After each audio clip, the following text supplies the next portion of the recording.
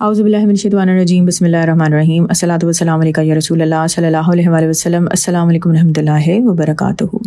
एक कमेंट आया था कि जो लोग ज़िंदा हैं क्या उनकी तरफ से भी दुरूद पाक पढ़ कर भेजा जा सकता है। ये उस वीडियो के कमेंट्स में था कि जिस वीडियो में मैंने कहा था कि आप लोग 20 नवंबर तक अपना दुरूद शरीफ और दुआएं अपने नाम के साथ अपने प्यारों के नाम के साथ लिख कर मुझे मैसेज कर दें कमेंट्स में या फेसबुक के मैसेंजर पर भेज दीजिए। एक बहन जो हैं वो ये सब दुरूद शरीफ और दुआएं जो हैं हुज़ूर पाक सल्लल्लाहु अलैहि वसल्लम की बारगाह में जब हाज़िरी देंगी मदीना शरीफ में तो वहाँ पर ये सब बयान करेंगी। तो ये सवाल की तरफ हम वापस आते हैं।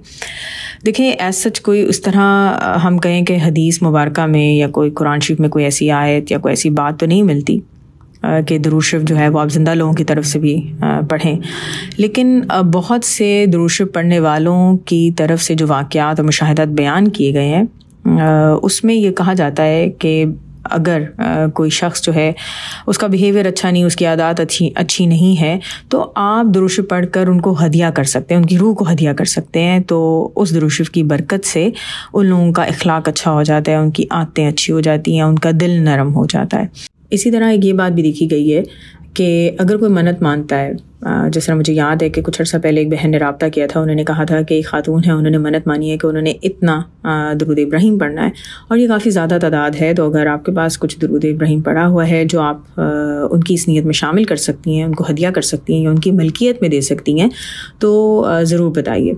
तो इस तरह बहुत से लोगों ने दुरूद इब्राहीम मन्नत मानने वाली बहन की मलकियत में दिया।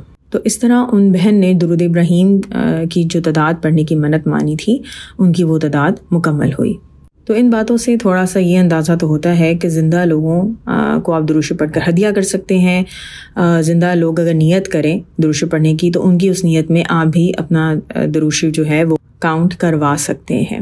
लेकिन अब ये बात कि कोई ऐसा शख्स हो जो दुरूद शरीफ बिल्कुल भी ना पढ़ता हो और आप उस ज़िंदा शख्स की तरफ से दुरूद शरीफ पढ़ कर हदिया भेजते जाएं या हुज़ूर की बारगाह में पेश करते जाएं तो एक बात तो साफ ज़ाहिर है कि दुरूद शरीफ जो पढ़ रहा है उसको जो इनाम व इकराम मिलेंगे वो दुरूद शरीफ ना पढ़ने वाले को तो नहीं मिलेंगे।